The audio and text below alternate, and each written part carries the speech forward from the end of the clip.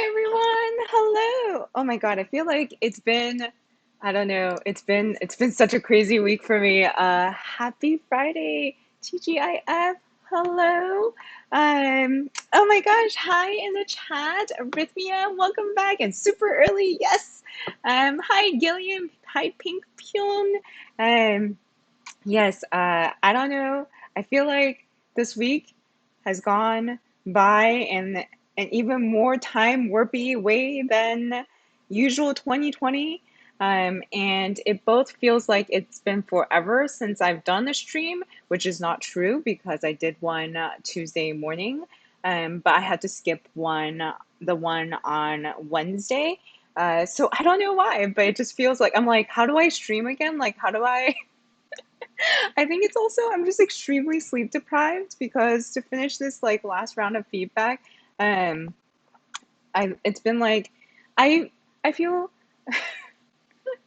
I just it's been so many rounds, and I've been sleeping somewhere between like 3 and 9 a.m. every single day this week, and then having to get back up at like I don't know like 9 to 10 a.m. or I don't know. I've been only getting like 2 to 5 or 6 hours of sleep. So that's why that's why actually on Tuesday at the beginning I was like, what is going on? My brain is not working. And then today I'm just like, I don't know how to OBS anymore. I don't know how to Twitch stream anymore. Um, but yeah, but I'm here and I think I figured it out. Unlike on Tuesday, how we basically spilled the worst kept secret because of Nightbot timer before we even announced it. It's like such a typical like Shirley move. Oh my gosh, hello Nerdy Curious. Hello, welcome back in. Every day feels like it's been so long. Oh my gosh, sorry. I think I'm like on the verge of sickness. Sorry because of like the lack of sleep. And I think the only reason why I'm hanging on is because we bought like a 20-pound box of oranges, like mandarins, sorry, 20-pound box of mandarins, because my husband loves mandarins and tangerines. But also, we've been quarantining for the past week to go join some friends in a cabin for a week, like a creative retreat. Super excited. But yeah, so the 20-pound box is for like the cabin. There's six of us, so it's not just for the two of us. But even then, it might be a little bit excessive. But I think the only reason why I'm like not 100% sick yet is because I've been eating more oranges than usual, which is probably um, not a good idea. Like that's probably a reason not to be drinking right now. But I've never been the most, I don't know, health responsible person ever.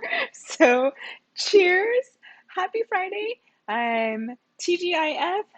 Uh, and this is today is a chill celebratory stream, and we're just gonna hang out and chat and talk, and catch up on what's been happening.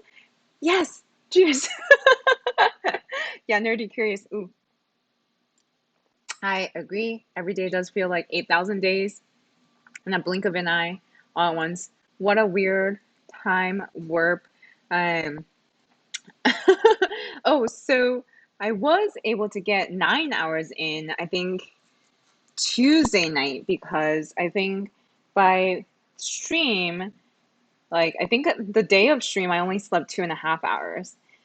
And so I think by late afternoon, I was like, I'm not functioning anymore because I'm no longer 20 and I can't like pull late nights like I was in college.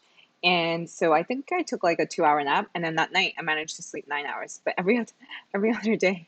And so that was like the little respite I got. And then I got the next round of proofs for the book, and and then had to give feedback on that. I'm just really slow at giving feedback, and I feel really bad. I think like um, This is so we hired a really great design agency, or I think so, um, because we felt like, oh, so I think I should back up a little bit.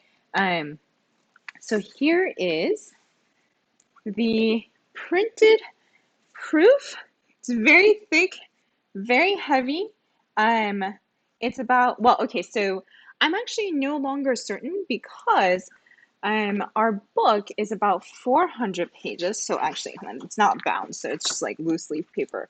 But look at how big it is. It's so beautiful. Um, and so we were trying to get an approximation for how many, I think our book ended up being about 420 pages, 430 pages, I think. And so we were trying to like get an approximation of like how that felt when it's like, um, like a slight bit thicker paper because we did want like a thicker sort of paper. Um, but then I just realized that I don't think this is 400 pages. Like, as in, I don't think this is all of the chapters. I think this is actually like a subset of the chapters repeated three times because I think of the way that we had sent the files over, like we had sent it in like three different files. And so I think it was like only one of the files printed three times. So I'm gonna have to later on go and figure out how many pages that is and multiply by that and that by three to figure out like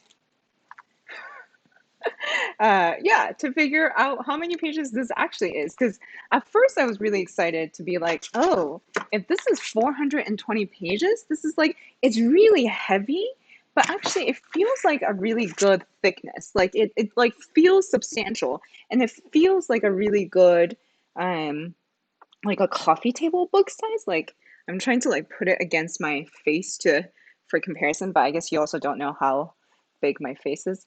Um, but it feels like a good size. And I think we were able to get here because of the design agency that we hired.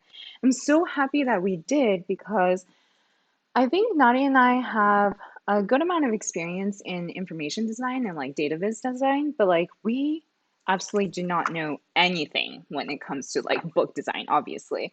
And so the initial design that we ourselves had put together, when we saw when we saw all of our chapters laid out with that design, we knew immediately that that wasn't going to be it. That like that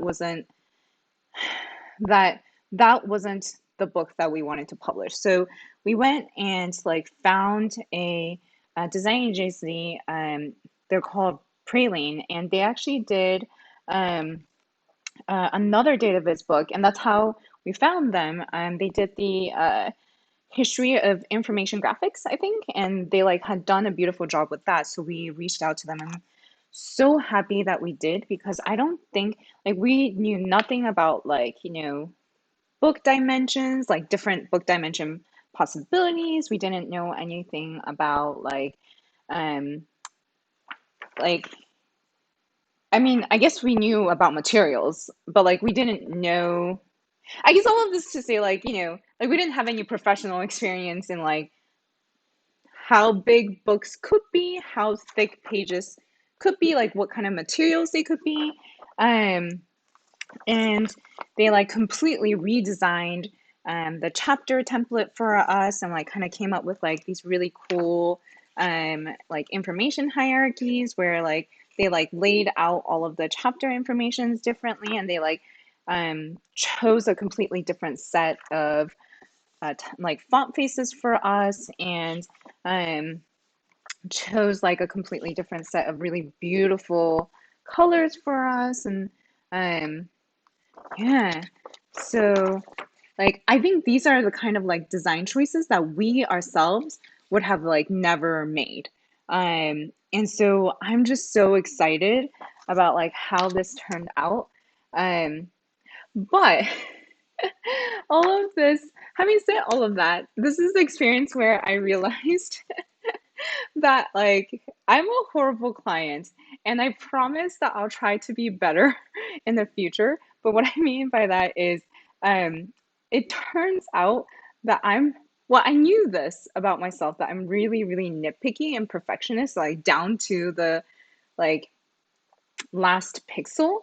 And I think that was really exacerbated by the fact that like I just felt this pressure of like, oh my God, like whatever mistakes I make, like I think when I'm shipping a web project, like towards the end, I'm like, okay, if it's not pixel perfect, if there's like some, edge case bugs somewhere, like it's okay because we'll publish and then like, we'll launch and right after, like we can go back and, fix all those little bugs and then we'll like deploy it again. It's not a big deal. But for this book, I realized after talking to some friends that like if I have anything where I'm feeling not fully happy with it, and it's like nagging me for days, then I need to address that right away because this is not like a web project where I can launch and then like republish. This is a like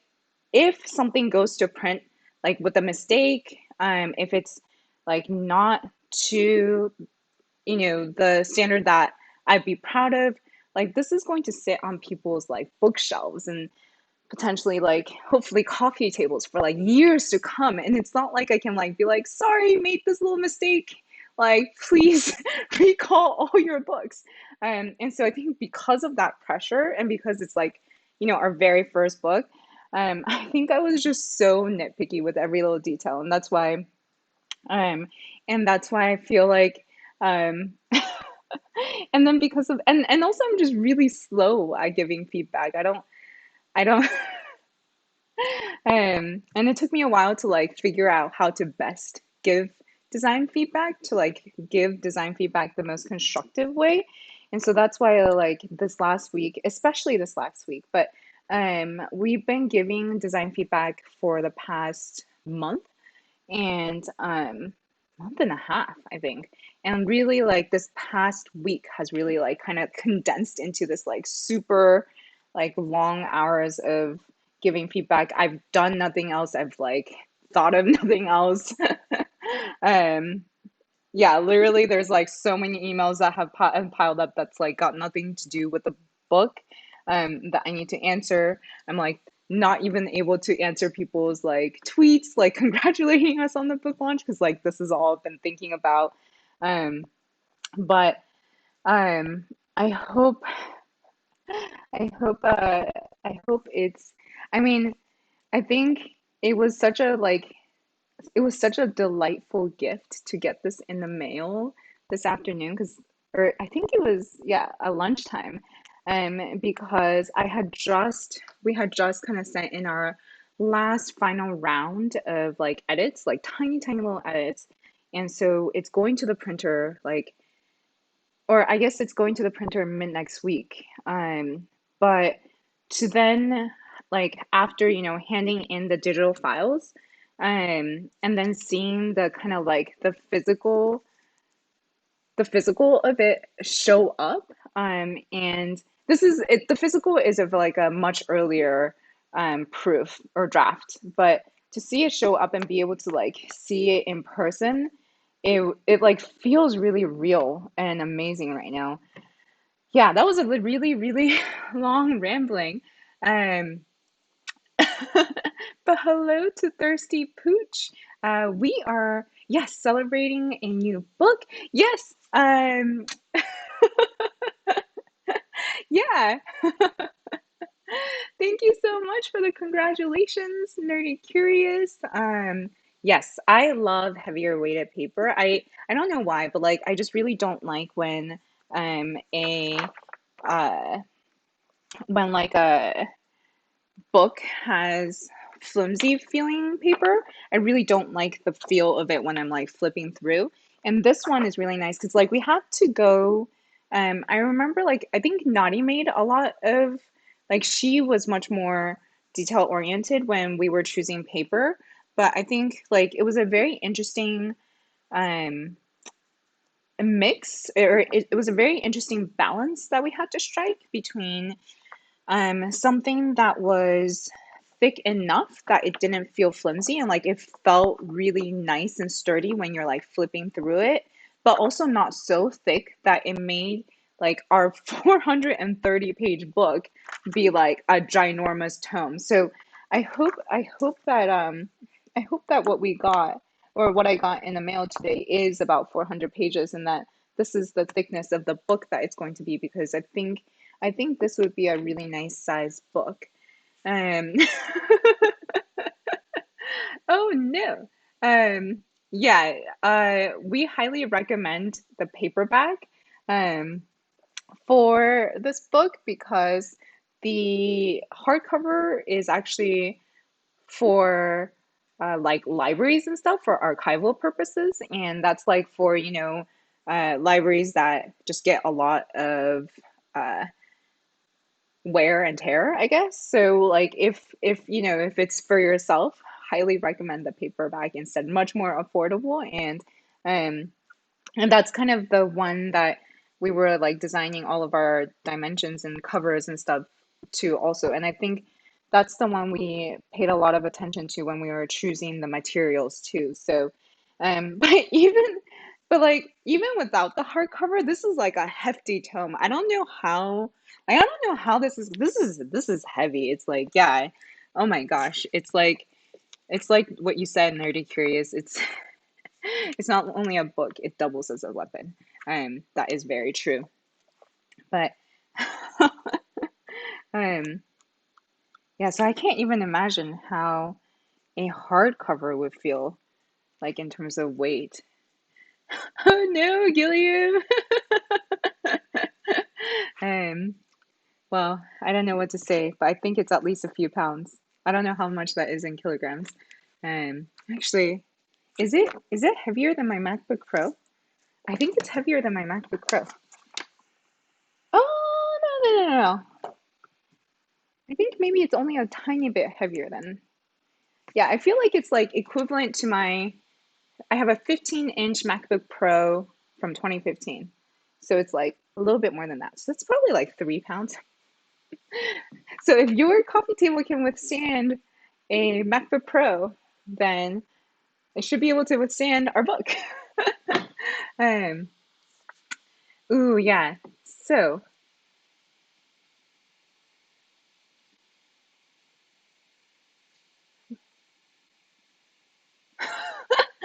um, yeah, so I'm not as knowledgeable about typefaces, but I think, and actually, at first, I think this is one of those things where, I don't know if like you've experienced things like this, but I think, so there's this thing like I noticed where a few years back I started trying to like dress a little bit outside of my like fashion comfort zone. So I tried to like go for clothes that I thought were like really pretty, but I normally wouldn't wear. And at first, they felt really awkward, and I just like felt very weird and uncomfortable in them. But then I was like, okay, like that might just be me feeling um like that might just be me not being not just because I'm just not used to this like style of clothing and that's why I feel uncomfortable. So like maybe if I just wear it more, like I would get used to seeing myself in these kinds of clothes and then I would grow to like it.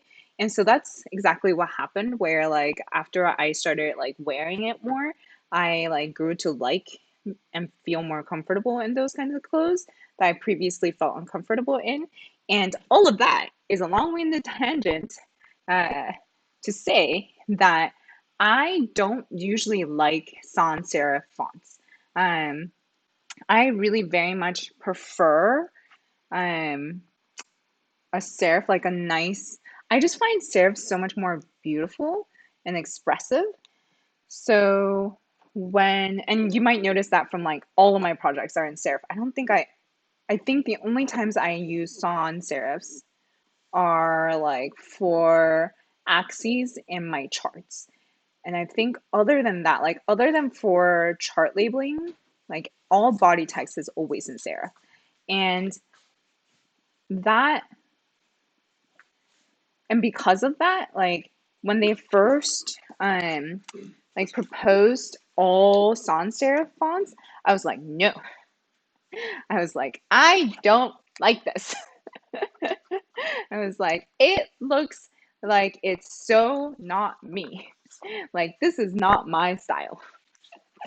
And this is like this does not feel reflective of um of my work is kind of how I felt um when they first proposed these fonts.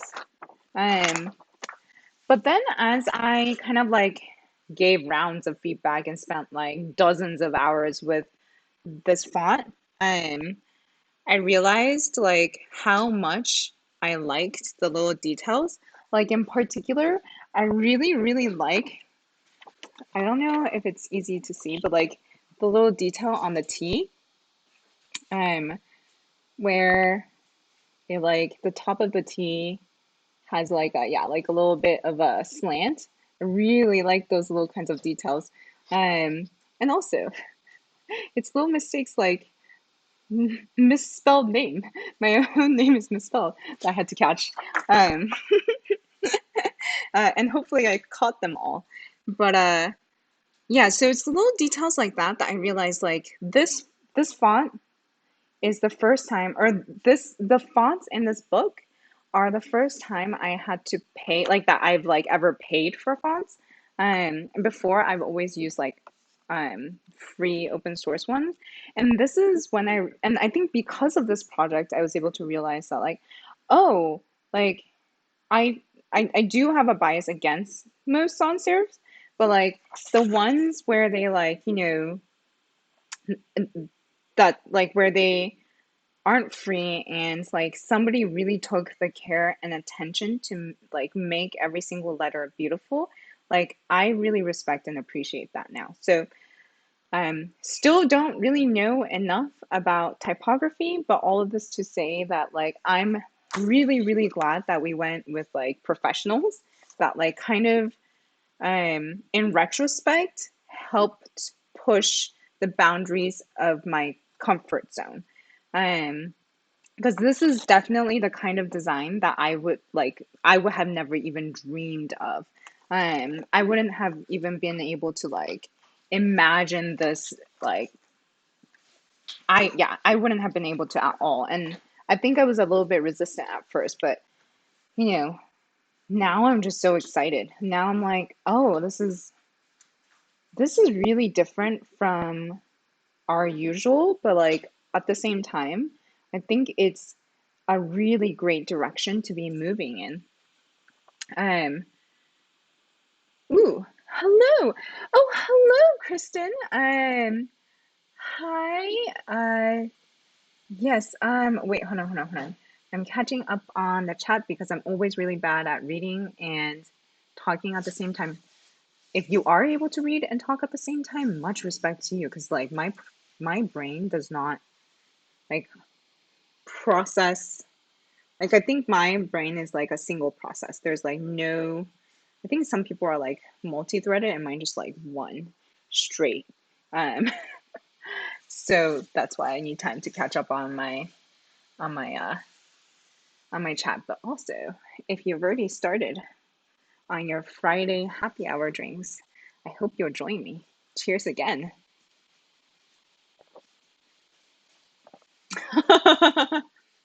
Yeah, print is definitely very permanent, and um, I think after a certain point, I have to also be like, as long like as long as like it's not in terms of like pixels like being pixel perfect, like at a certain point, I have to be like, it is not worth bothering our designer for like unless it's going to hinder the reader's ability to like enjoy the book, like there are there are definitely changes that are like way too nitpicky and is not worth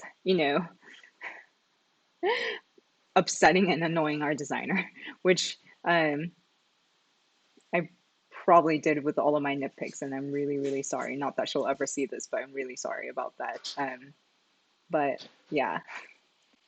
Yeah, print is definitely much more permanent. Oh yes. Yeah. I think I would define myself as I know just enough of design and graphics and aesthetics.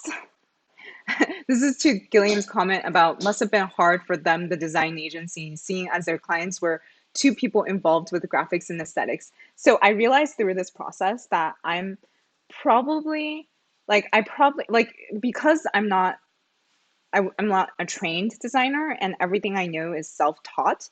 I think I know enough to be incredibly annoying um, and nitpicky, but not enough to be able to design a book and lay out a book myself. So I'm like just enough in that like middle zone of being like annoying and helpless.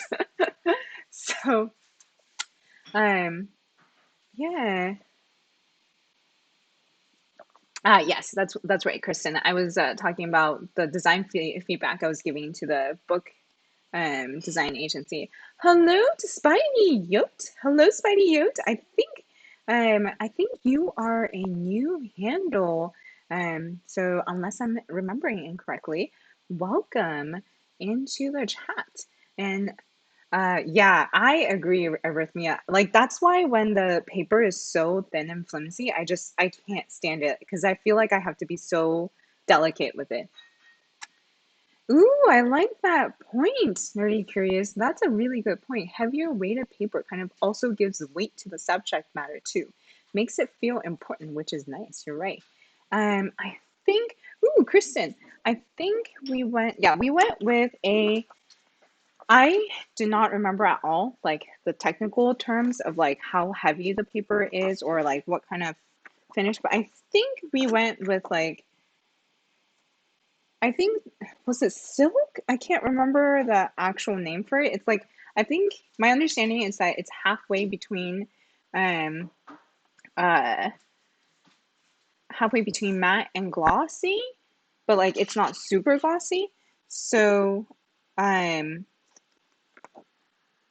I have to admit, I don't remember exactly what we got, but I don't know if you can tell, but like it's a little bit glossy, but it's not like obnoxiously glossy. um, ooh,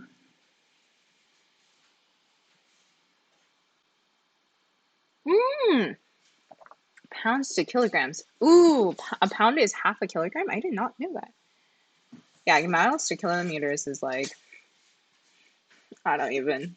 Oh, I have the hardest time with Celsius, and my husband is looking at me like, like he's questioning.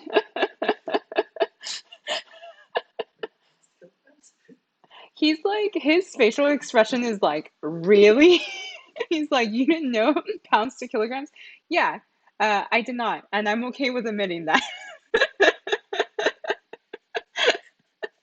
I don't know. Why would I need to know these kinds of things? It's not like, okay, so husband is a mechanical engineer, so I'm guessing, and he cooks a lot, so I'm guessing that's why he knows the conversions. I think the mechanical engineer having to deal with like physical real world like dimensions and weights probably is why he knows this. But like as someone that works in digital, like why would I even um yeah. Eurythmia says, yeah, I love hardcover books, but that sounds really heavy. Yeah, I feel like we should do a PSA that's like, I personally also love hardcovers. Like whenever I can, I prefer getting a hardcover because like it always broke my heart when I had like paperbacks and then they got like destroyed in my backpack. Although, now that I think about it, I don't really have a backpack anymore. So I only really have a coffee table and a bookshelf. So I guess that is a moot point. And I just now buy hardcovers because I like the feeling of them more. So, yes, all of that to say, we should like have a PSA that's like the hardcover is actually for library and archival purposes. And like for majority of people, a paperback would be perfectly fine. Um, and Oh, that's an interesting point, Kristen, about like pretty clothes and being more visible. Hello to 4ZV4L or I, 4ZV4L. Hello, welcome in. I think this is the first time I'm seeing your handle also. Yes, agreed, Kristen, that serif fonts are more readable and accessible. That is very true. That's actually another reason why. Like, because I know that most textbooks, I think, are in serif fonts, and that's another reason why I was really surprised when the design agency chose a serif font. But I guess they're like more, I think the design agency, like their work tends to be like a little bit edgier, and like more modern, which is why we really like their design aesthetic and went with them. And that's probably why they like went with the sans serif. I don't know. I don't know. I mean, I think that like all of the text is in a really, actually, it's like in a very, very, very good and readable size. So, um, like, so I think that even with the sans serif that they chose, hopefully, like, because the book is much bigger, like, hopefully, it's, yeah, hopefully it's not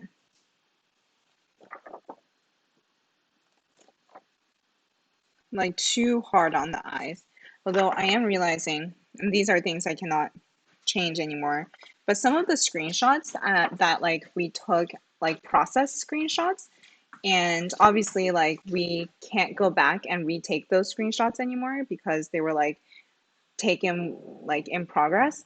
I now see like our designer marked up every single image that was like really low resolution and was like, would you be able to provide a better one? And I was like, no, I can't. I'm sorry, I can't provide a better one for some of these. And now I see like her point of, now that I see it printed out, I can totally see the pixelation.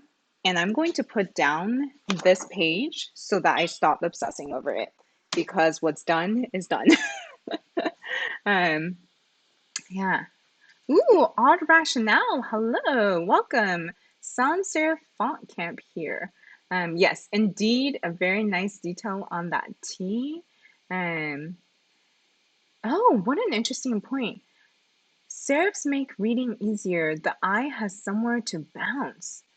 Oh, Nerdy Curious says sans is great for attention. Each has its own purpose. Well, I guess we're seeking attention with this book. Um, yeah, Kristen says lots of studies have been done on readability in fonts. Nerdy Curious says finding the right balance between both is the key to great design. I really want to take some design classes actually. I like to this day, it like blows my mind, but I actually have never taken a design class, like an actual design class. So I've always wanted to, but I tend to like physical in-person classes better because I just know myself that if it's like an online like Skillshare sort of class, like um actually Skillshare is okay because I can like sit down for an hour and then like concentrate on that. But if it's like one of those like Coursera like classes, like I can't do online classes.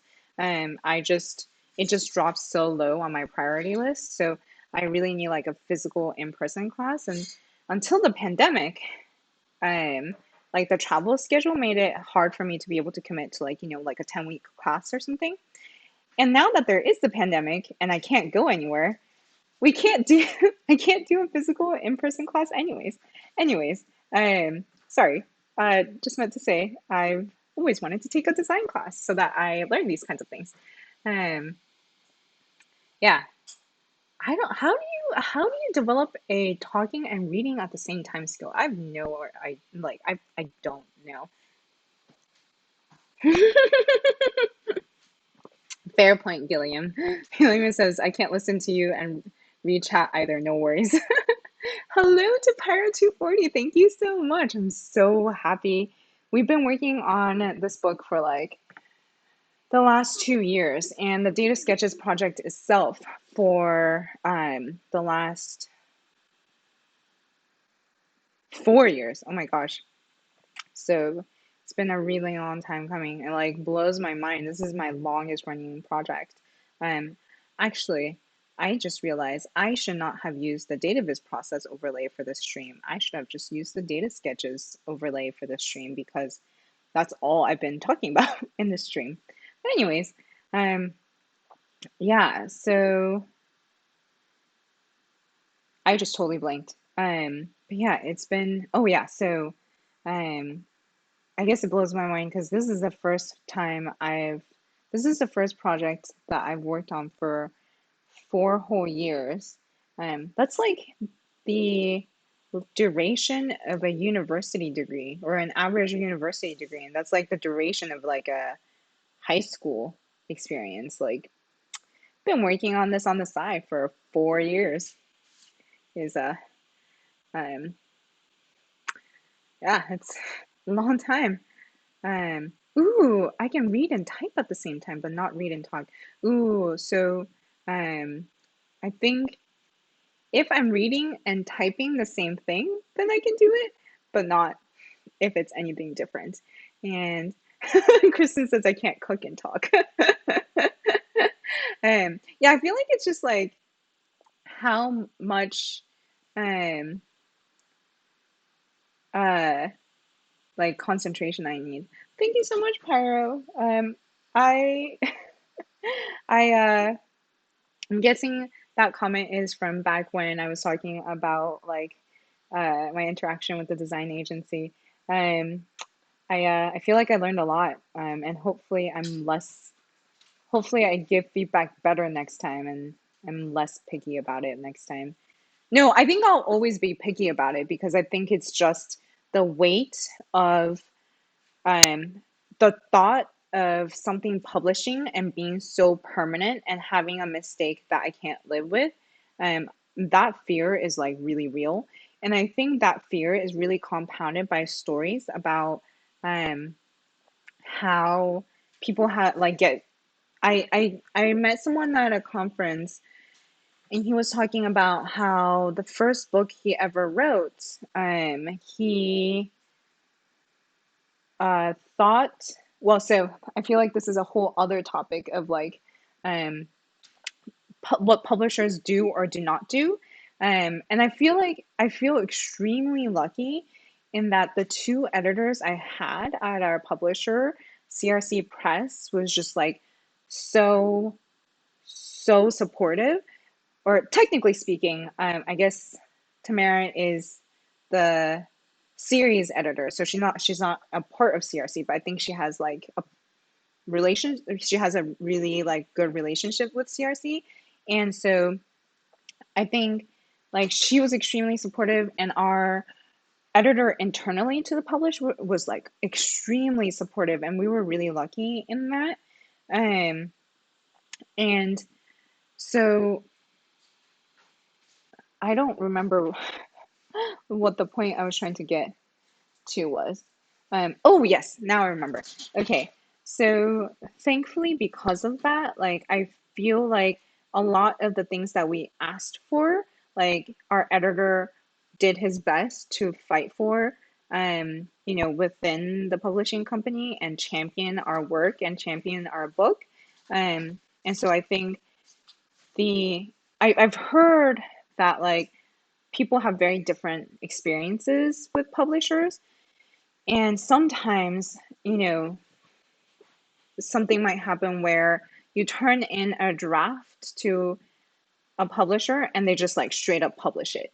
And they don't, you know, well, actually, I think very common experience is that the publisher will provide like copy editing work. So I think it's like making sure there's the right punctuations, making sure that like, there's the right capitalizations, but they won't provide content editing feedback, which I thought, was I went in naively to the publishing process because I thought that that was something that publishers would help with to like give like content editing feedback. That's not usually true. And uh, and then I think there's still, even with like laying out the book, I think there's a lot of it takes a lot of time and patience because, nobody else cares about your book and understands your book like you do. And so, like, I think even the most well-intentioned layout designers like might like make layout decisions that don't ultimately make sense with the content. And so that also takes a lot of patience. And so this is a tangent to say that when I was at a conference, there was another author that told me that the very first book that he published had like extremely negative reviews on um like Amazon, like I don't remember if it was like 1 or 2 stars, but he said it was like super bad reviews because he had turned in his draft assuming that his publisher would do editing on his behalf, that would like do a good job with the formatting, and the like layout of code, etc. And that just wasn't true. And so because of that, like, the reviews were like, there's so many typos in here and so many like misspellings, and because of that story, I think that story compounded my like obsessiveness with the way that I gave feedback on this book of like, um every single little detail I could catch, I tried to catch. Because I just don't want reviews that are like, there's so many typos in here. 1 star. I just really don't want a 1 star review that's like, there are so many typos. And so, yeah, I'm sure there will inevitably be little things that I missed, but hopefully, like, I caught all of the big ones, and hopefully, they're not so noticeable that it would merit a 1 star review.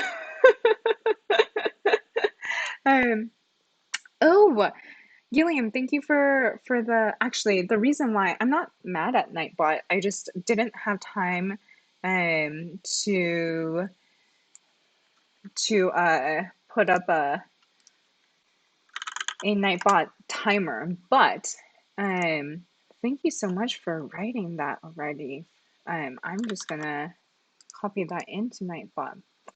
Thank you as always for having my book back, having my back. I was just about to write book, and so I almost said book. Yep. No, I was just reading the word book, so I almost said the word book. Um, and actually,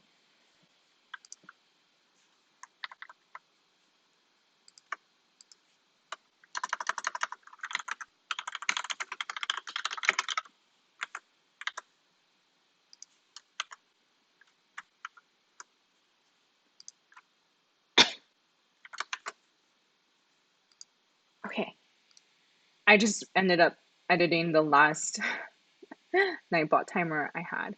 Um, yeah, not glossy enough that makes it hard to read. Yeah, you're right, yeah. Mm, that's so interesting, Kristen. Kristen says, I can't easily convert between metric and pounds, but I can work in either space, like in the chemistry lab, it's metric. It's really fascinating. RE24S, hello, bonjour. Bonjour. Um, ooh, leather bound hardcovers. Oh man, that sounds intense. I don't think I have a book that's, I think maybe a notebook that's leather bound hardcover. I don't think I have a book. Are there like commercial books that are leather bound hardcovers? Um, um, wow, I am really behind on the chat. I'm now at the part of chat where we're talking about Celsius and Fahrenheit. Um, Yeah, so I think it's that. Hold on, I'm gonna close the curtain a little bit. There's a glare. Oh, there you go. Um, yeah. Kristen says for your next book, consider saving versions of in progress work so you can recreate at higher resolution later if needed. Um, oh yeah, I really liked a few years back. I think Mike Bostock had given a oh, this was a while ago, had given a talk about how they create a different branch in GitHub for every single like different variation of a work at New York Times. So like it's like commits, but at a higher level using branches. And I thought that was a really interesting idea because then, like you said, Kristen, that like then that means we can pull any of the branches and potentially be able to get like a high resolution. So I think because of the sleep deprivation, I've only had this little bit of beer, and I think it's already hitting me. Um, high resolution screenshot later. Um, yeah.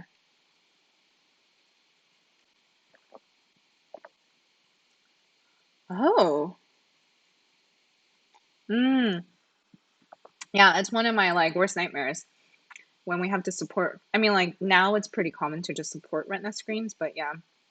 Thankfully, I'm just very thankful that I don't actually work in graphic design and work with like SVG and Canvas.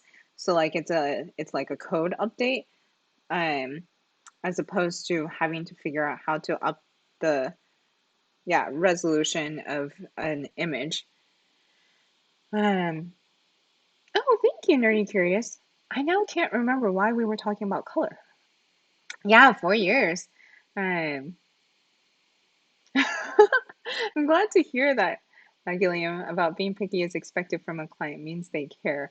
I hope that's what that means. I don't know. I'm just like, oh, yeah, I don't know.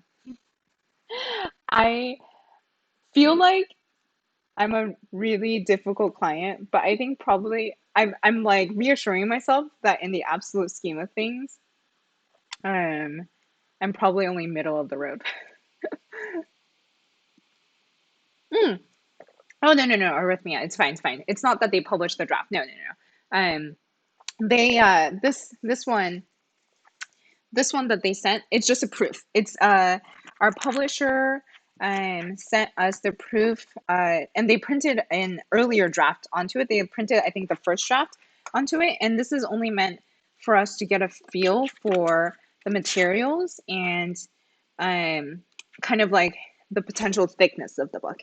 And yeah, so it's not it's they didn't publish this. Although I think for that particular image, I think it's still about the same resolution, and I wasn't able to get. Sorry, I think for that particular image I was talking about, so I was talking about this one. I wasn't able to like get. Yeah, I mean, like I can't get a higher resolution, um, and I ended up including this at roughly the same size. So, now that I'm seeing it, like, yeah, that is. I mean, that's probably going to get printed like this, and that's why I'm like, I am just gonna put it down and not think about it. And hopefully people forgive me for not having higher resolution screenshots of old work. uh, oh, Kristen, I didn't know you had a first book. I think no, I think you've mentioned it before. I think you mentioned it was like you co-authored it, right? And it was about Flash, if I remember correctly. Rice specimen across every page.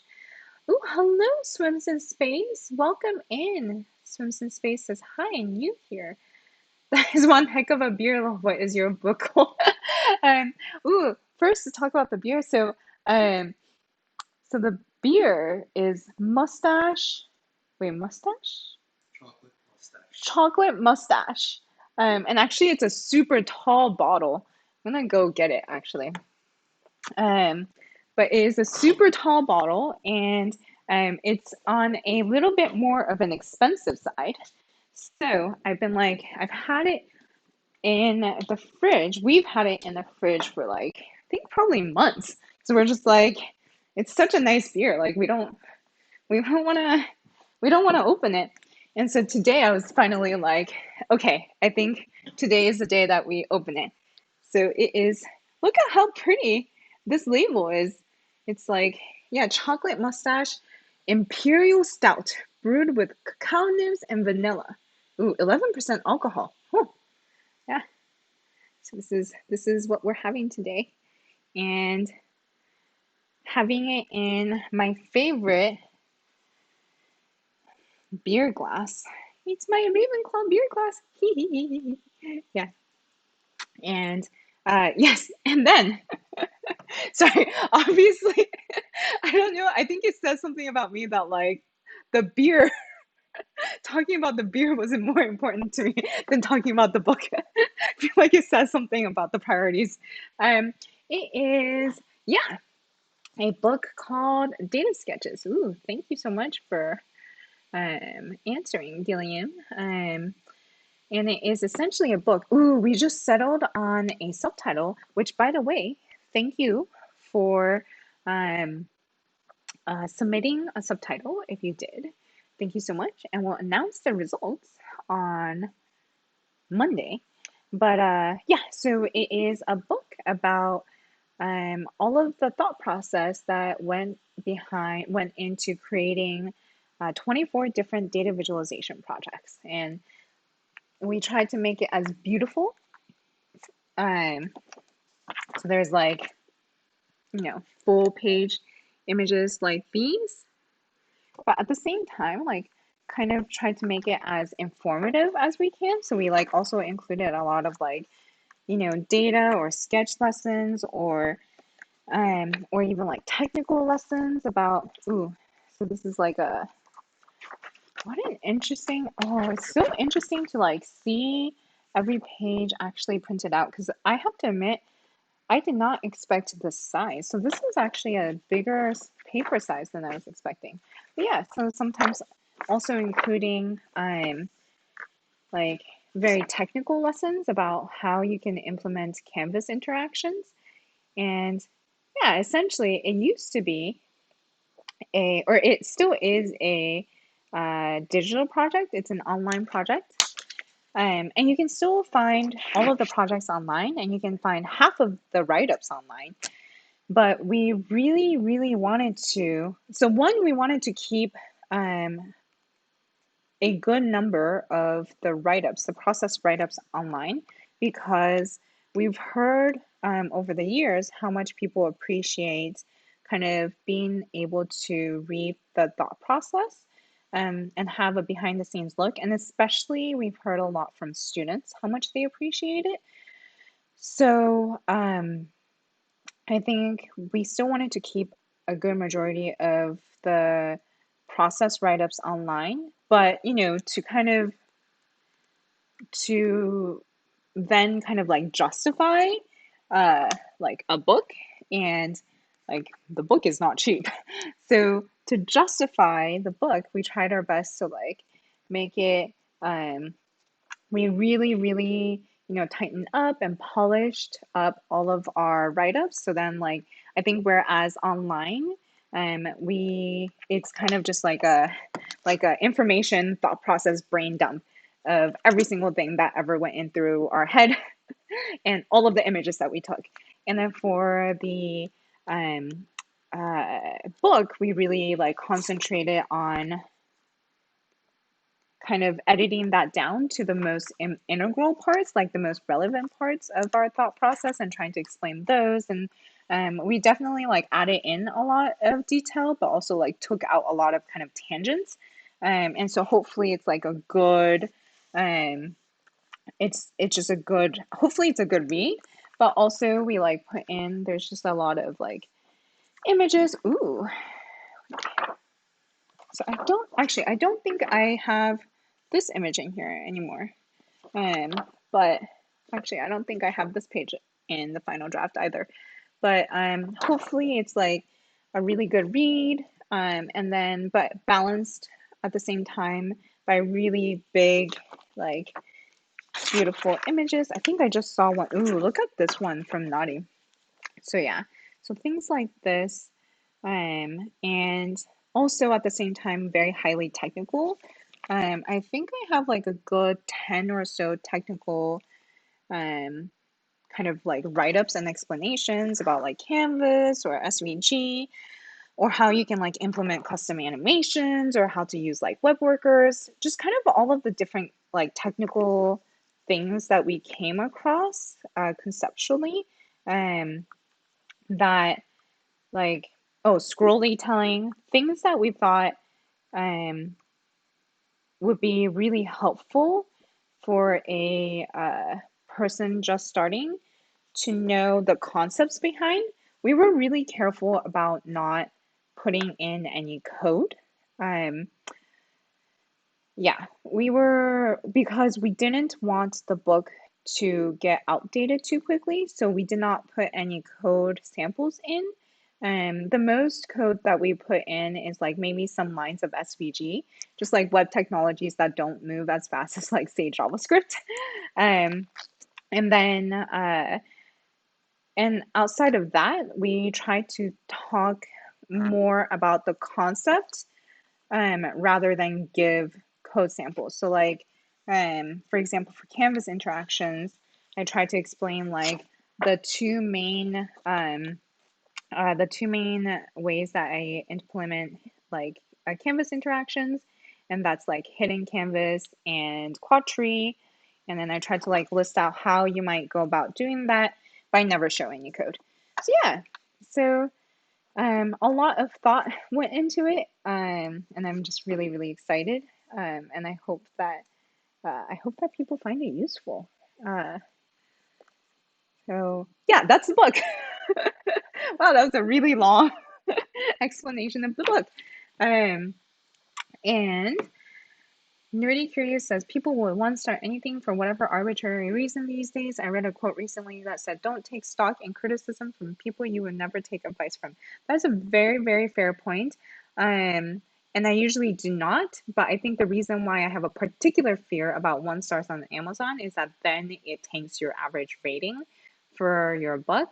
And I think that's really, I think your rating on Amazon really, really determines like how well your book sells, I think. That's the main reason why I'm like really paranoid about 1 stars.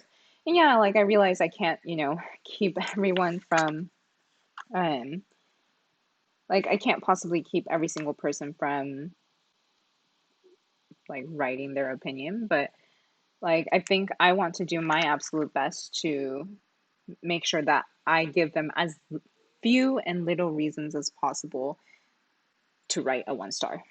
So yeah. You know, I feel like this would have been really helpful to have this proof before I turned in my final few rounds of feedback, because there were some things that looked really small on my monitor. Like these two images, I actually ended up taking the bottom image because I thought it would be too small to read. Um, and that it wouldn't be so helpful to include. So I like asked them to take out this image and then to make the like top image bigger. But now that I have it like in front of me, it's actually readable. Like it's a little bit small, but like you can definitely still read it. So now I'm like, oh, I could have I could have kept it in there. So yeah, that's I guess why I should stop looking too closely at the proof and only concentrate on the proof as a way to feel the paper quality. Yeah. Ooh.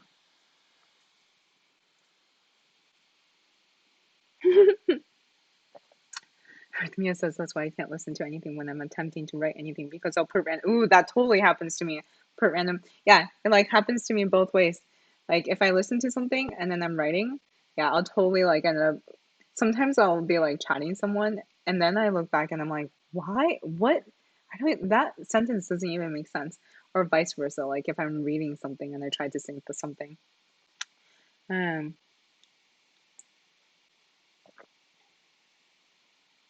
Oh, I've never thought about that. Often because people will leave 1 star often because too many shops will call them back with an offer. I did not know that at all. Wait, I can enable timestamps in chat? No, I did not know that. I do not know many. I do not know much about Twitch. And I just kind of fumble around. How do I do that? Do I go to Creator Dashboard? Huh. Let's see. Let's see. Maybe it's under Preferences. Is it under Channel? Upper right corner of the chat drop down. Wait, wait. I'm in theater mode. Hold on. I think maybe that's why I'm not seeing it.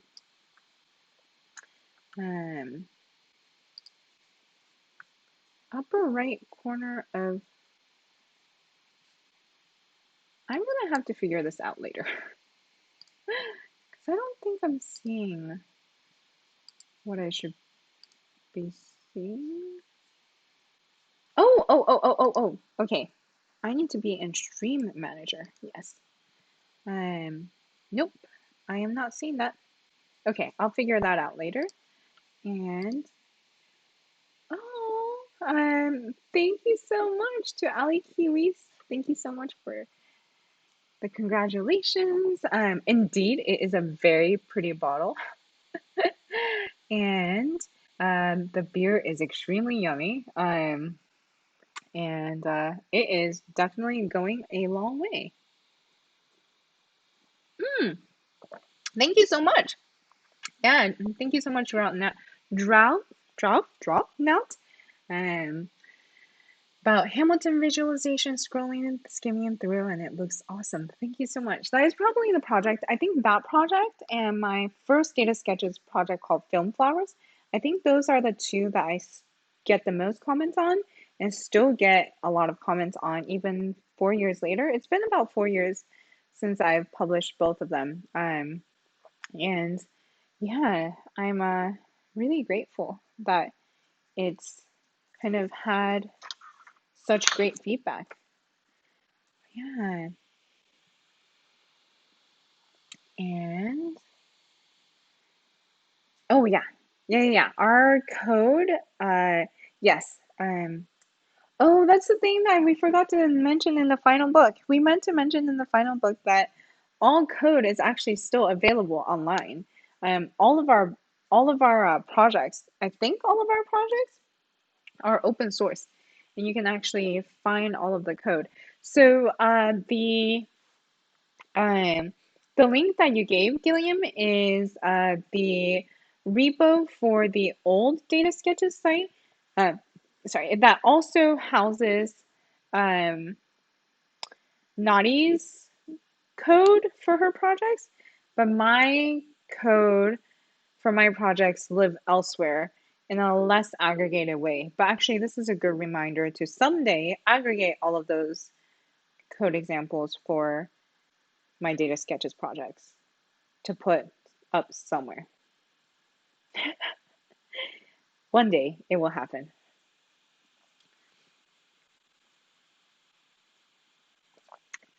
Oh, welcome to the front end space, Swims in Space. But I think I hope you enjoy this. I I don't actually know. I feel like, just like anything else, like front end has its good and bad. So I hope you have I hope you enjoy the kind of, I guess, journey. That is so corny, but I'm sure you're not bad at it right now. You're just starting. But I guess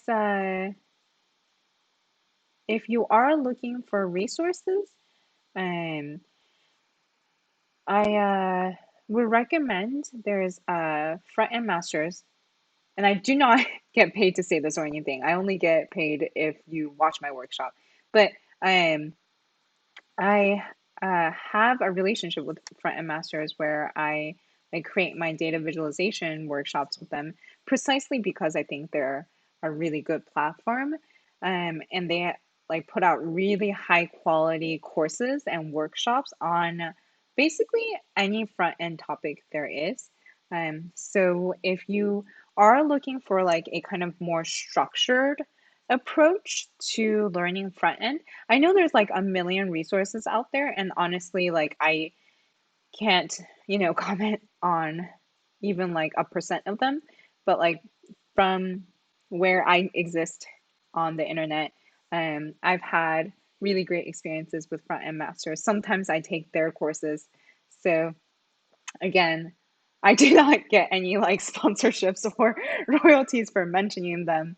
I just think they're a really great product, and that's why I work with them. Um, so I highly recommend them.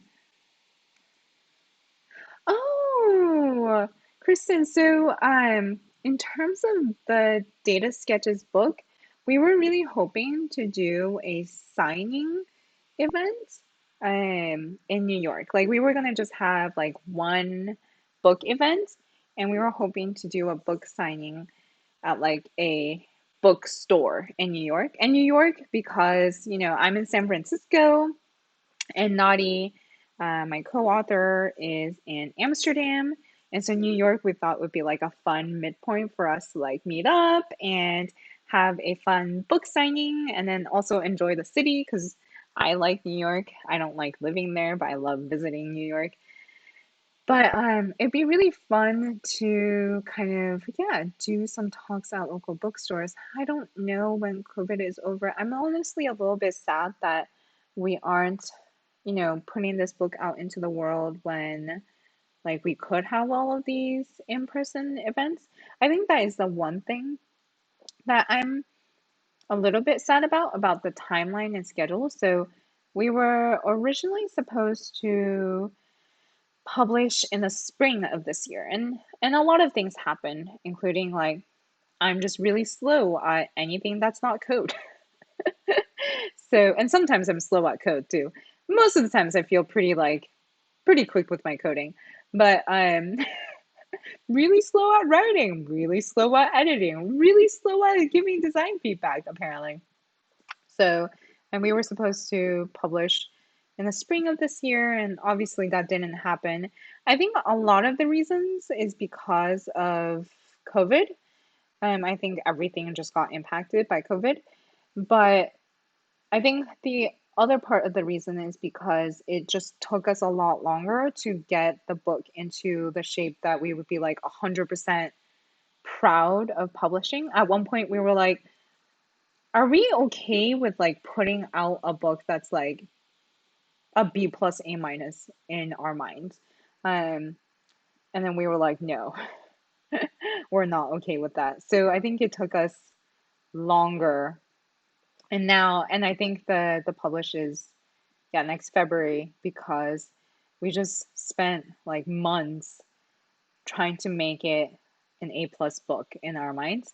Um, was kind of like secretly hoping that like that will also mean that we will be able to publish when we can be in person again, but we won't get into that. That's not gonna happen. But hopefully it won't be too much longer after, and then hopefully we can still do like one in-person event sometime, hopefully, like later in the year, and hopefully it won't be like, the interest. Hopefully the interest would not have died down until then. Yeah. But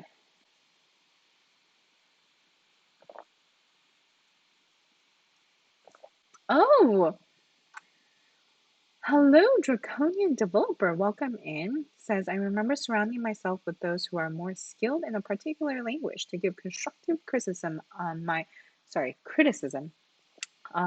code to improve. I think that's a really, really great idea. And actually, that's basically my original reason and motivation for starting this stream, which is because I started freelancing 4 years ago. And I realized that, like, as a software engineer, and if well, I'm, I'm, I guess, technically trained as a software engineer, but I really do enjoy and love coding. And as a freelancer, like, it's kind of really hard to get mentorship and learn like new things because I'm by myself and because my client is looking to pay me for the thing that I'm already an expert in. So like it doesn't give me like I cannot learn on the job, or like it's much harder for me to learn on the job. Um and so that's why I do a lot of personal projects. But um I first got into Twitch also because I had read No Cat. She had an article about massively multiplayer online pair programming, and I really, really love that concept of like kind of like coding together and getting feedback on my code, and having that be the way that I improve my coding and my technical skills. And I just really love that concept, and I think it's really helped me kind of keep, I'm like not the most up to date, but like up to date enough on my coding, I think.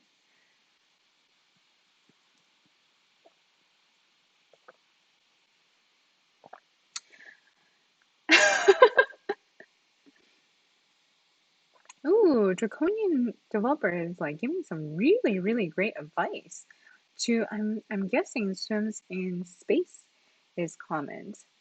This works best when you're starting off, but once you start reaching their skill set and specialization, then that method becomes less effective. Also relies on you finding helpful people who are willing to give legitimate criticism and assistance, not someone who is going to tell you to mob esp zero. I don't know that one. To speed up program runtime, which that would technically speed up program runtime, but moving the stack pointer to a protected spot in memory will just result in your program crashing. Ooh, this is like C. Um, and ooh, it's been like 9 years since I've done anything in C. And that was only for a like university class. So crashing a program does speed up runtime, but it isn't the result we want. Oh man, this is cool. Um, and we're hoping for a working vaccine by 2021, but we already know that some people are going to forego vaccination for various reasons. Yes. We're not, I'm gonna try and keep the stream separate from too many talks of current events, but yes, I agree. I think it's going to take another while, but um, I'm hopeful, I'm very hopeful that hopefully when we can safely gather, that there's still enough interest for us to do just one book event. Because I would really, really love that opportunity. I think I would really love the opportunity to be able to celebrate the book and like 4 years of work, part time, but still, like on the side, but still. But 4 years of work in person, I would really love to be able to do that. Yeah. Mo Sorry if I'm like, I don't even know how to pronounce that. MOVESP0 is an assembly instruction that instructs the operating system to set the current program stack memory stack to position 0, the starting point. Ooh, wow. I have not looked at assembly in like 9 years too. This is cool. One of the jobs of the operating system is to protect memory and avoid programs from being able to access protected memories. Um, and ooh, oh, thank you, Kristen, for saying that the book is a bright spot in a dark year, and thank you for not waiting to publish. Um, Technically, it's publishing in 2021, but February 2021. But yeah, hopefully, hopefully it's a good, like, hopefully it brings some joy to a dark year.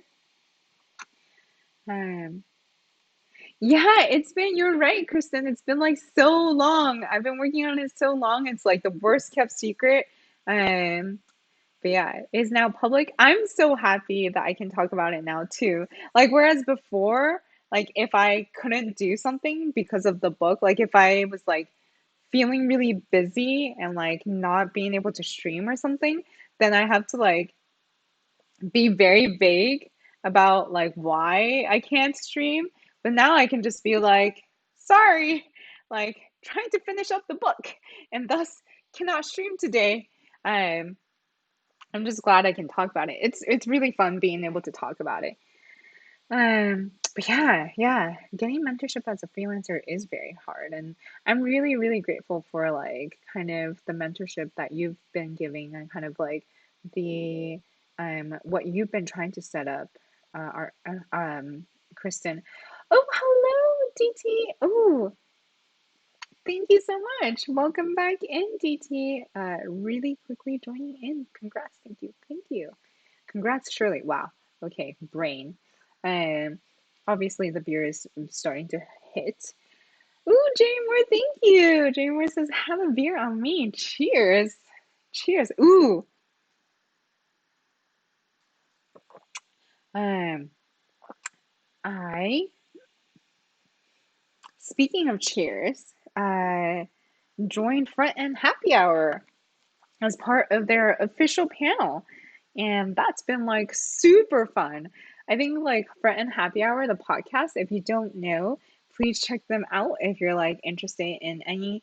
It's not just like it's a great coverage of both technical and like kind of like both technical and non-technical topics. And I think it's just like a really great. Wow, I think I should end soon because I think the beer is really hitting. But this this is all reminding me of like when I record for Friend Happy Hour. It's a really great group of people. Um, and I really, really enjoy like all of I really enjoy kind of like recording and essentially it's like conversations with them. Like I think they're just like really smart, thoughtful, kind people. And I really love the conversations that we have. Um, and there was like no point to that other than to say, I feel like I'm at the point of some of the like drunker front end happy hour episodes I recorded where like my thought process is no longer 100%, where it's like instead of a straight line of a thought process, it's like dipping, like it's like dropping off once in a while. That's where I'm at now, you guys. Um, oh no, yeah. Oh, yeah. Kristen says the best mentors help guide as you think. Wait, hold on. I missed some of what you said, Kristen. Some folks do give flippant feedback. Oh, okay. So this is now about like code feedback. Some folks do give flippant feedback on code without actually looking at your code and guiding through it. The best mentors help guide as you think. I actually have been thinking about this recently about so I've like really benefited from some really great mentors in my life. And when I was in like university, I like quote unquote mentored like younger students. But I stopped that when like I graduated and came into uh the workforce, just because I felt like I didn't know enough to mentor anyone. And and then when I felt like I knew enough, I then felt like I was too busy to like be able to commit the time to really fully mentor anyone. And so I was actually thinking about this like the other day of I feel like now I'm at a point, maybe not right now, but like I feel like I'm finally at the point, um, like maybe in the next few years where I feel pretty comfortable, maybe taking on like a mentor or two. And I'm like very inspired to do this because of my mentor from college, who I've like, he's now been my mentor for a decade. Oh my God. I met him when I was 19. He was like an alumni, uh, alum, alum, alum, alumna, alum, alumni, alum. He was an alum of my school. Um, And she's like, oh, he just turned 75 yesterday. He's like, really wise, very successful, also very goofy, and just kind of like a life mentor that I really appreciated having. And I think maybe it was yesterday because I was talking to him because it was his birthday, and I think I've like always so appreciated all of the help he gave me and the guidance that he gave me, and I've always wanted to kind of like pass that on, but at the same time, I just didn't feel comfortable enough with where I was in my career to do that. And yesterday, when I was talking to him, I finally was like, oh, I think I'm like almost at a point where I feel comfortable, maybe like becoming a mentor for someone. And I think still, even now, I don't feel fully comfortable, but I think in like the next few years, I'll finally feel comfortable again. Um, I'm like kind of being a mentor to like one or two people. So, yeah, that's not very related to Data Sketches the book, but I think it's just a something that I've been thinking about in the very, very extreme back of my mind. Um, yeah. Ooh, yes. The winners to the Data Sketches subtitle competition is for Monday.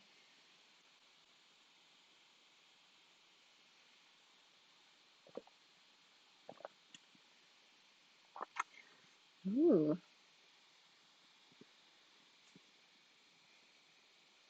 Oh, Draconian Developer says that they're a hobbyist programmer at this point since I've yet to find employment in my local area. LinkedIn does keep me up to date with some of the job offerings in my local area, but most of them are looking for someone with a bachelor's degree and anywhere from 2 to 5 years experience with a previous employer. I've always found that to be like a very weird, difficult thing of like, I think that was like one of my biggest frustrations towards the end of college. And I know that it was a big frustration for a lot of my friends in college also, where like when we were trying to apply for our first full-time job, and they're like, we would like you to have at least 2 years of experience in this field for this entry level position. And you're like, how do I, like, how the hell do I get experience if I can't, if like you already require that I have experience? That to me was always like such a weird thing. So I totally feel you and where you're coming from, Draconian Developer. Although I'm sure like I can't fully empathize, but it's an extremely, yeah, an extremely frustrating process. But I hope that maybe because now it's um I hope that maybe now, for better or for worse, because of the pandemic, I think more places are open to remote. And I hope that that maybe opens up and widens up the options that you have, Draconian Developer. I actually yesterday got like a email that I feel like is one of those like, like shotgun emails that like recruiters like email out because it didn't look that personalized, but it was like we've developed this program for freelancers who want to work with Japanese companies. And they were like, because because of the pandemic, more and more Japanese companies are open to like remote freelancers from around the world. And I was like, cool. I mean, I didn't respond to this yet, but I was like, cool, but how'd you know that I wanted to work in Japan? But also, I don't actually want to work with a Japanese company because I know the work culture there, and really, I just want to like live in Japan. Like, I don't want to work in Japan. I want to live in Japan, which is like pretty spoiled, but still looking for an opportunity to do that if you know how to do that. Um, I just want to be a freelancer in Japan, um, like legally. be a freelancer in Japan. And I think like if I was to legally be a freelancer in Japan, like really have I don't, have any sort of a preference on like the clients I take. Like it can be Japanese companies, it can be international companies. I just want to live there because I just feel the most at home when I'm there. And my best theory is that it's because I like grew up there, and so I think like there's a part of me that really misses it. So yeah, but um, Shreya says, "Thank you. Will we know who the winner is via email? Meaning everyone who participated, will they get an email?" Ooh, that is a really great point. We were gonna tweet it, but better that is a better thing to do. We should tweet and email everyone. Sorry, I think we've just had like so much on our plate to like get this book out that like I think there's like little details that are slipping from us. But yes, I think emailing is a great thing. So tweeting and emailing.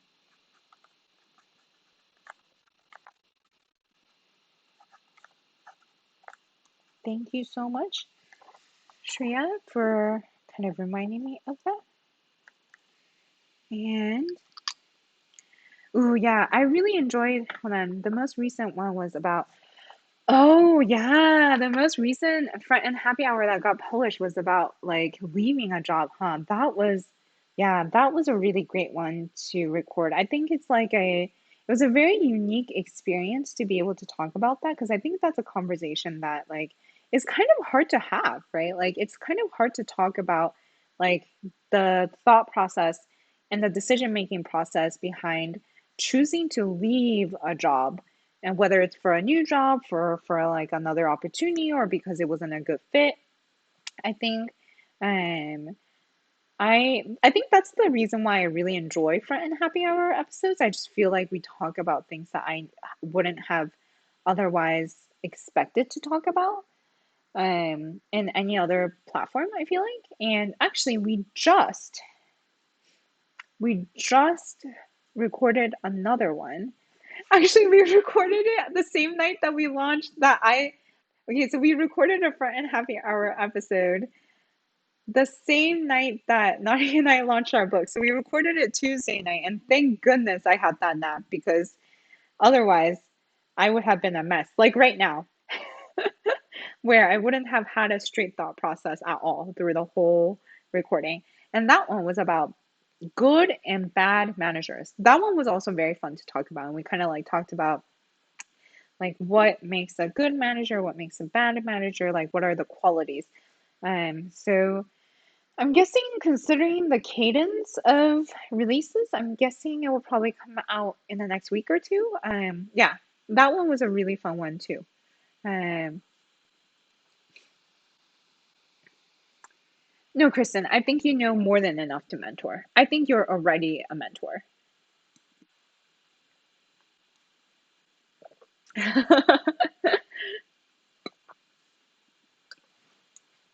Oh my God, arrhythmia. Yeah.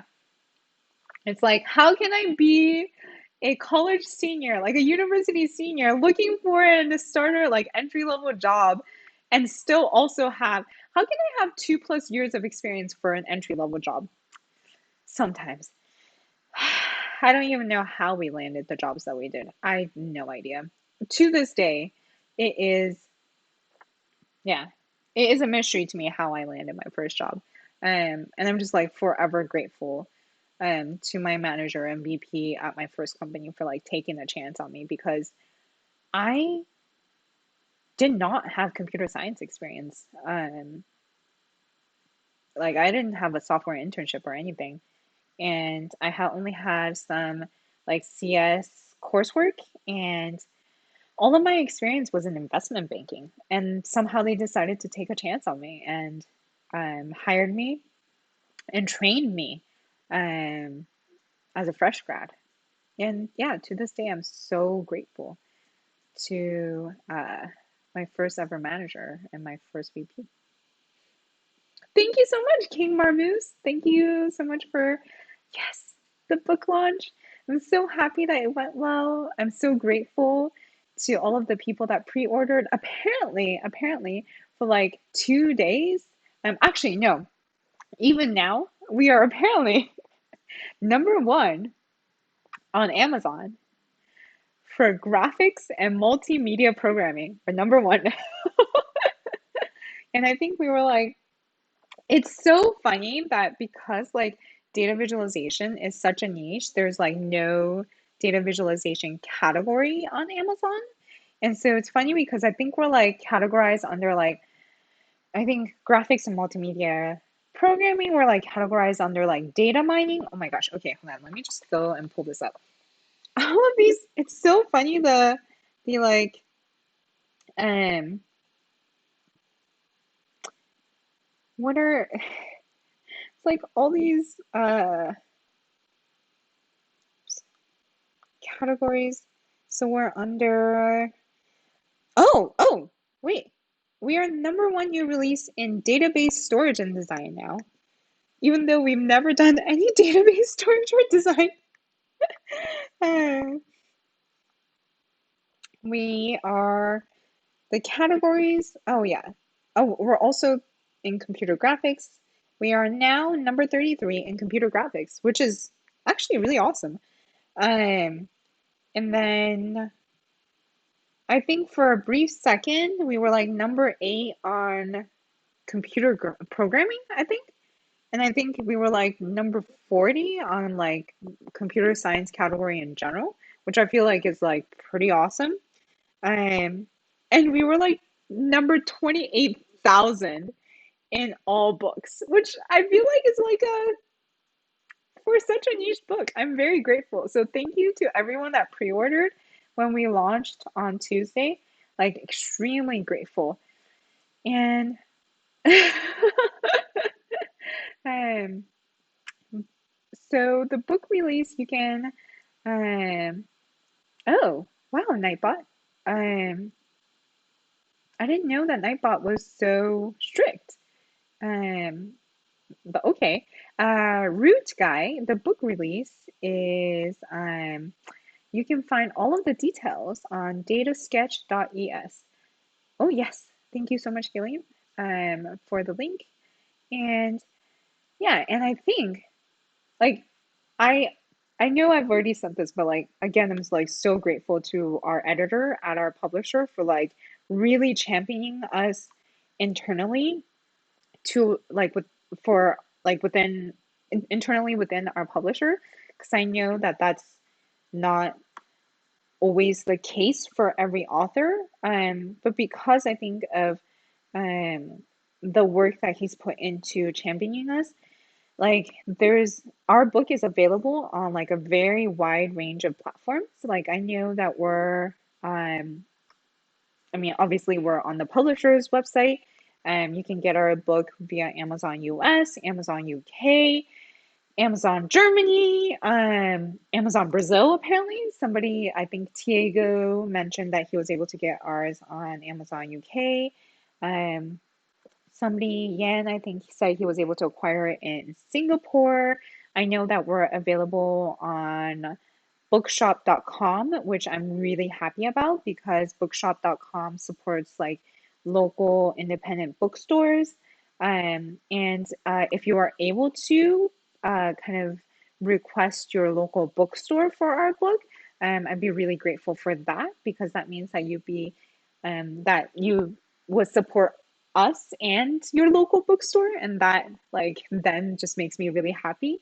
I think we were like in Barnes and Nobles, a lot of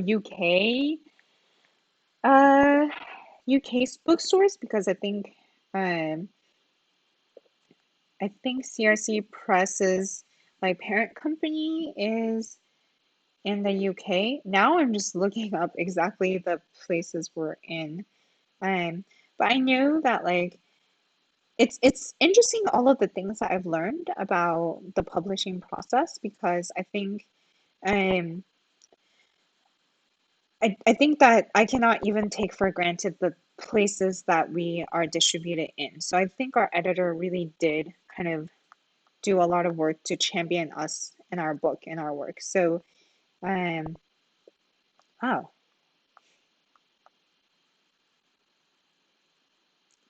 yeah, we're like, I think, let's see. Yeah, there's a lot of emails that there's a lot of email chains I don't even know. Um, I can't even find the conversation anymore. But there we go. Barnes and Nobles, Indigo, Waterstones, Foils, BOL, Amazon Canada. But yeah, I think um but I think um yeah, I this is really weird, but I think for me the part that I'm most excited about is if our book can be made available in China. I'd be so excited because that's where my extended family is. And the thought of like my grandparents, who like I love dearly, and like I'm like their first granddaughter, so obviously I'm their favorite. But like the thought of my grandparents in China potentially like being able to see my book or get or like order my book or I mean obviously hold on, I'm like sending them the book, but like the thought of them being near a bookstore with my book is like something that just makes me so emotional. I don't think that that's much of a possibility because I think sales and distribution is very much reliant on like demand in the local market, and I highly doubt that there would be demand in China for like an English book about data visualization. But if somehow, that like makes it over to China for whatever reason, I think that's when I'll be like, oh my God, I made it. Oh my God, I'm so excited. I made it. Um, yeah, Root's got too much excited energy. Bot has slapped me and told me to calm down. No, I'm sorry that like the bot has done that. I am very grateful for your excited energy. Honestly, I don't even know all of the settings that the bot has. I didn't even know that they could slap you down like that until it just did. Um,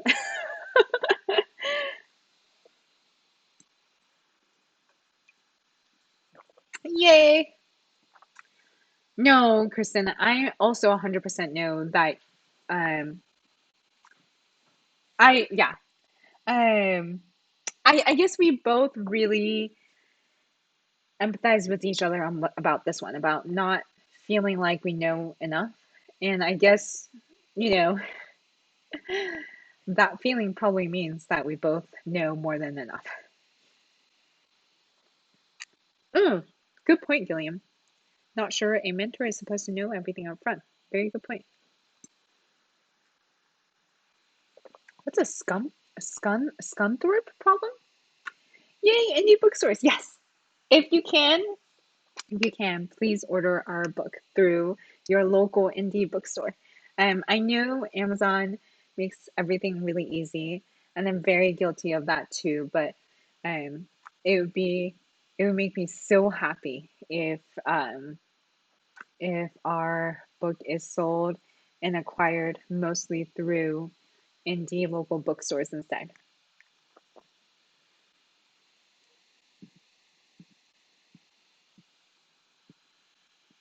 Ooh, okay, fair point, Gilliam.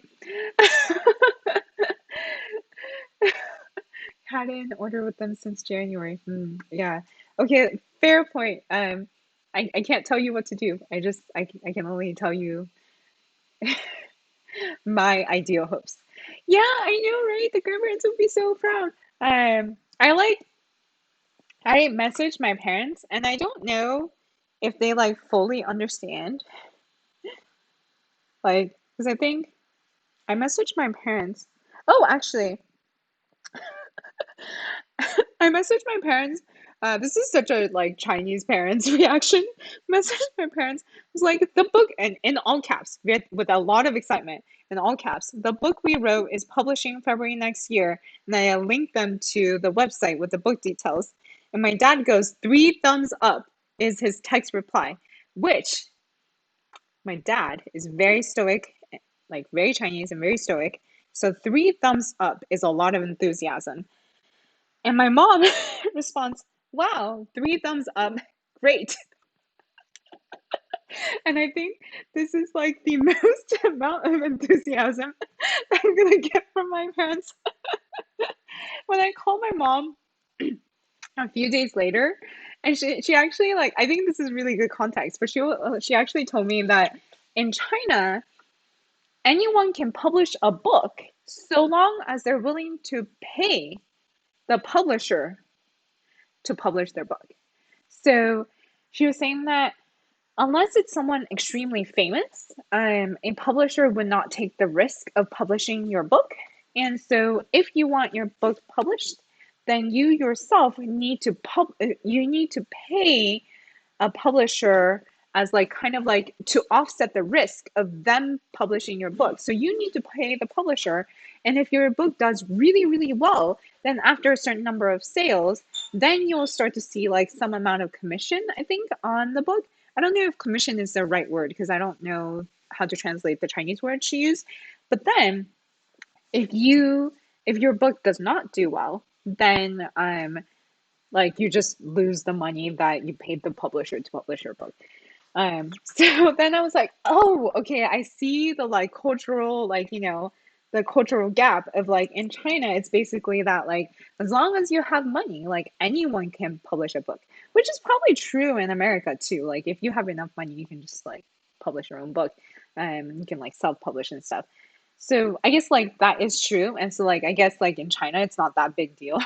That I guess it's not that big of a deal to be publishing a book, but I was like, no, mom, like in America, like, like, like, because it was so funny because she asked me, she was like, oh, so did you have to did you have to pay your publisher to pay your book? Or, sorry, she was like, when I was like, hey, mom, look, like I'm publishing a book.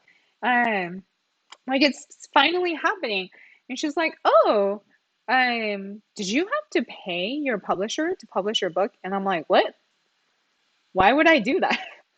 And that's when she told me, yes, I had to be like, no, mom, like it's like a it's a pretty big deal to like publish a book because that means that like a publisher was willing to take on the risk of publishing our book and like paid us in advance and like brought it to market, etc. And so she was like, "Oh, so it's actually like a pretty big deal, huh?" And I'm like, "Yeah, yeah, it's like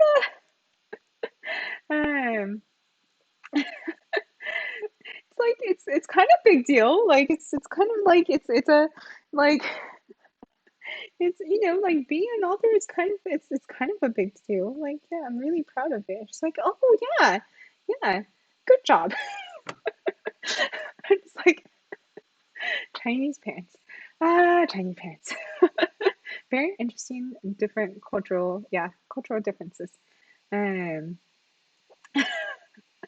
I think being an author is a pretty big deal. Like you can like that's something you can brag about, Like that's something that you can put on your resume and put on your bio. Like having author on your bio is like a pretty big deal. So yeah. And then she was like, "Oh, cool." And I think that's the most amount of enthusiasm I'm gonna get from either of my parents. Um, thank you. Uh,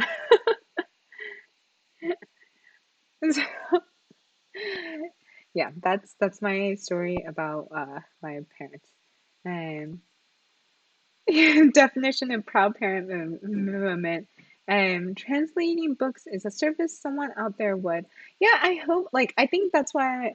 Like, the ultimate compliment is like if there's enough demand in other countries that there would be like publishers actually putting in the time and money to translate our book, I think, into like a different language for their local market, that would be my ultimate dream. I don't know. I'm like, I always try to like keep my expectations small. Um, but like that's my secret dream, I guess. Um, thank you, Kristen.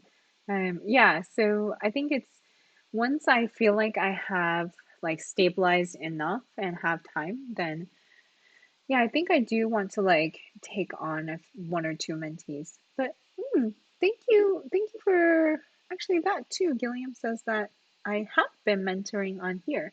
I guess I'm like a mentoring like a one to many, like a just kind of showing you how I code and stuff. Um,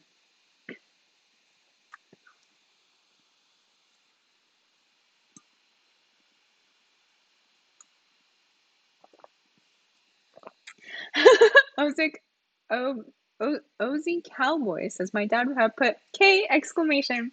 I don't even know where he started texting back with just letters. Haha. Oh, the book. Welcome in. Um, the book is called Data Sketches. Yes, datasketch.es. Um,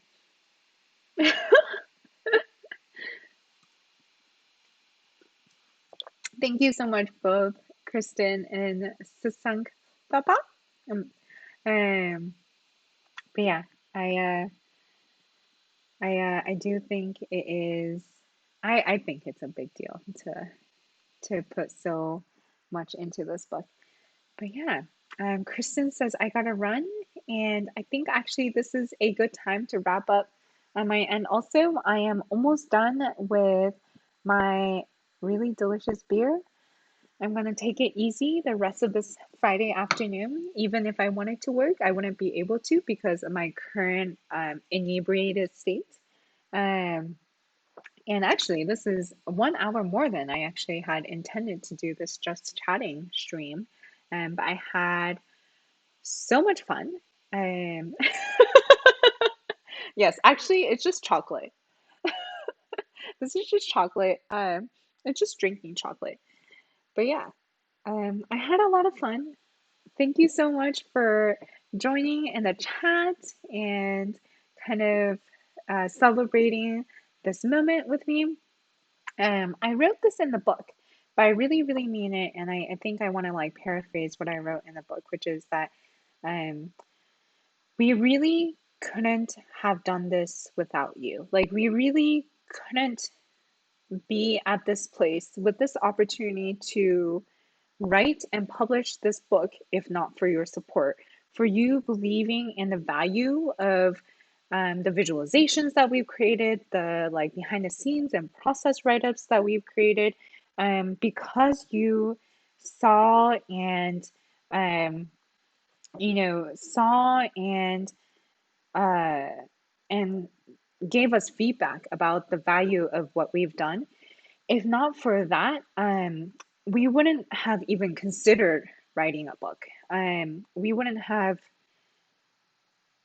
I think we would, I know that I wouldn't have had the courage to take on this like gigantic, humongous project. Um, and so I just want to say thank you, for giving us kind of the opportunity and the support and the feedback and the courage that it took to get here and and to get to kind of this place, this gigantic place. It's like so huge. Thank you so much um for giving us the support. Um and whether you're just joining now or you've been a fan of Data Sketches for the last 4 years, like welcome in and thank you again for allowing us to do what we love and have always wanted. So, thank you so much. See you all next time. Bye bye. Have a great weekend.